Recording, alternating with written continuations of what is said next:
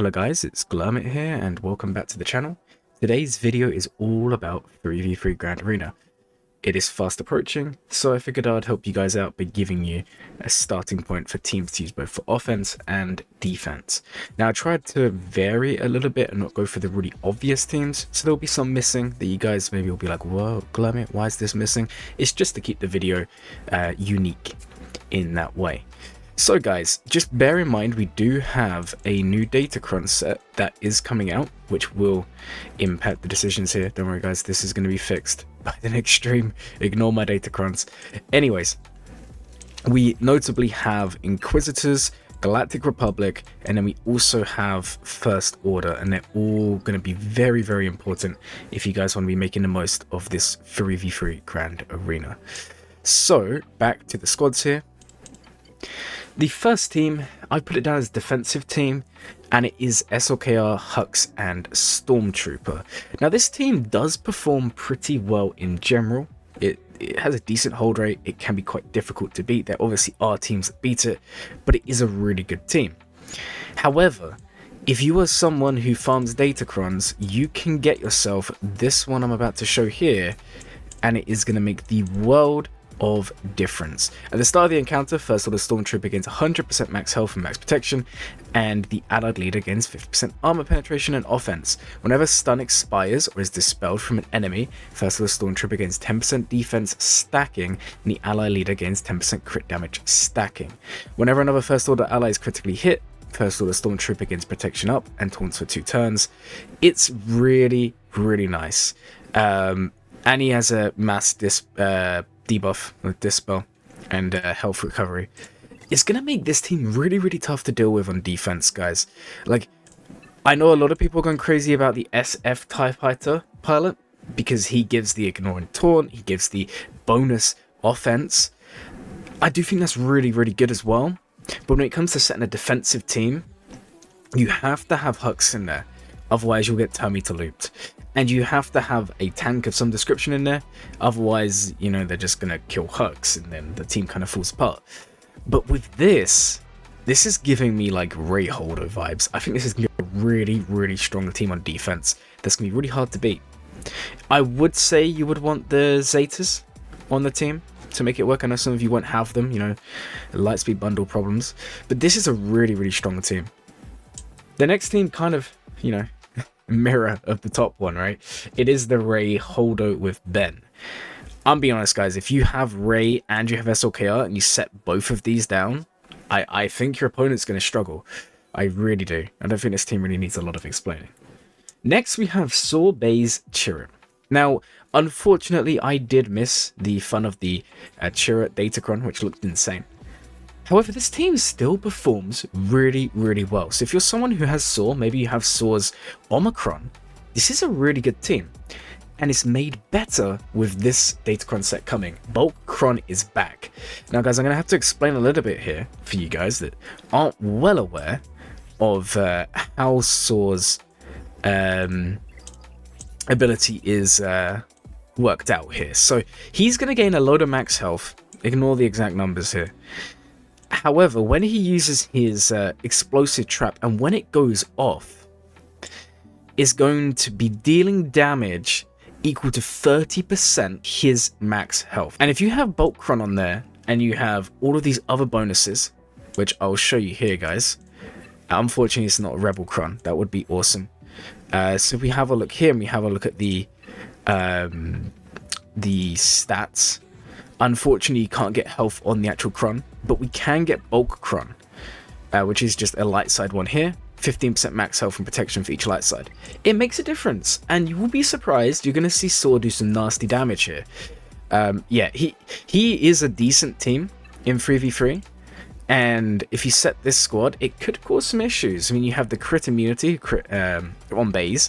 You have Chirrut doing the heal over times and healing. You then have Saw, who's just going to nuke someone. It's a cool team. It's more of a timeout team. You could also replace Chirrut, and you could put in someone like Kyle or someone like Drogon, but I don't know if that's a bit too high investment, which is why I left them out of here. But a really, really good team nonetheless. Next up, we have Rex and Friends. Right, So there is a Galactic Republic Cron in this set, guys. Sorry for constantly scrolling, but sometimes you have to do it, right? So we have a Galactic Republic Cron, which is here. And there's some pretty good ones. Whenever a Galactic Republic ally with protection up assists, we don't need to worry about that one too much. Whenever Galactic Republic allies have protection, again 50% accuracy, counter chance, crit damage, and ignore taunt. This is a really, really nice one to have on the team.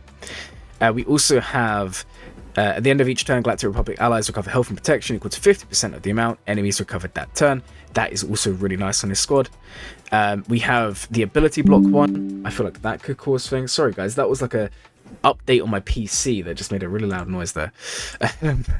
And then we also have ones at the start of each turn. If non-galactic legend Galactic Republic allies have 50% on turn meter, damage they receive is reduced by 75%. That could be disgustingly good on the team. Yeah, 5s, Rex, really, really good team. If you have the Omicrons and all of that fun stuff, you could see some fun stuff going on here. I think this can be both defensive and offensive, but I think on defense it could be really, really good this time around. Next up, we have Inquisitors. Now, I wouldn't normally, I mean, maybe things have changed since I come back from my break, but beforehand, I was never really a fan of Reva on defense. I think she was too easy to beat. However, guys, 1 second, I'm getting a phone call here. Oh, alright, yeah, phone call's done. Where was I? Right, so I wasn't really a fan of Inquisitors, but, with the current Datacron set, I think they could be pretty good, and there is a Datacron, for Reva here, which is, decent, to be fair, guys. Now, the Ninth Sister one is also really good, but I don't think it'd be as good in 3s. But Third Sister actually has a pretty good one. Where is she? Why is this always in the wrong order? Alright, whenever any character is defeated, she gains hatred for the rest of the battle until she's defeated. While she has hatred, she gains 100% crit, counter chance and crit damage. At the start of each of her turns, all Inquisitors with allies with dispelled debuffs on themselves, recover health and protection, and gains 20 speed for 2 turns. I think it would be good, guys. I do think this would be a strong team if you choose to use it. Now, next we have Trench with Django and Wat Tambor. Now, there is still the Trench Cron in play here. I think it was on the second set, Escalating Conflict. It should be over here somewhere. Now, we do have... yeah, there we go. There's Trench there. So we do have the Trench Con. We do also have ones for Dooku and friends like that. But if you have the Admiral Trench Con and you have Admiral Trench, setting Trench, Django, Wat Tambor is not a bad idea. That can work quite well. You can also set Trench with Wat Tambor and Dooku if you choose to do that. That also works as well. But that's quite a solid team. I think it has about 30-35% hold rate, which is pretty decent. We then have Quill, Hondo, and IG. Now, if you have Hondo's Omicron, this would be even better. And if you have Boltcron, this could be quite nice. It's one of those back wall teams. Obviously, you're not going to get the best synergy, but it does work when you need it to. And next up, we have Dash L3 Vandor with Boltcron. This could be really, really good on defense. Obviously, high relics make it better. You do want the Omicron on Dash and the Zeta on Vandor, but a strong team nonetheless. Then we're trying to make use of the Ninth Sister Datacron. So we've got 5th Brother, 9th Sister, and 8th Brother. If you have Boltcron, this could be just one of those teams that your opponent times out to. Maybe they struggle.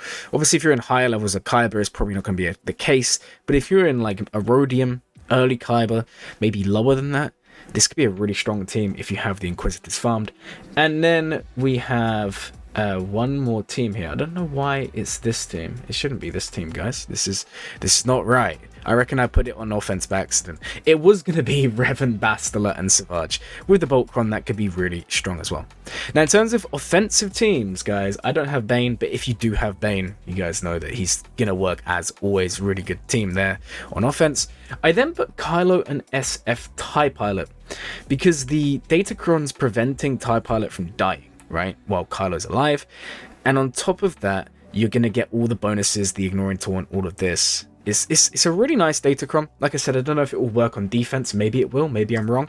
But in terms of offensive value, really, really solid team to be using. Maybe you could two-man it, maybe you could throw someone else in. That's up to you guys to decide. Next we have Seer, Malicos, and Starkiller. If you're someone that's struggling to beat that Ray Holdo lineup, this is the team to go. This team beats Leia, this team beats Ray Holdo, this team beats a lot of things. Really solid team. You could go Bulkron on here and have Malicos and Starkiller benefit, but they're only going to gain a 15%. Other things you could go for, guys, here, if you're going to run the newest set, you have Armor Penetration, which is quite nice. We also have Offense Up, which can be quite good. And whenever dark side allies are evaded by an enemy, they get actually sound. That's not too good on here. Whenever a dark side ally starts a turn, for each enemy of fewer than 4 debuffs, they gain 30% potency. I don't really know if these are too good on the team. I would just go Bulkron if I'm completely honest, guys.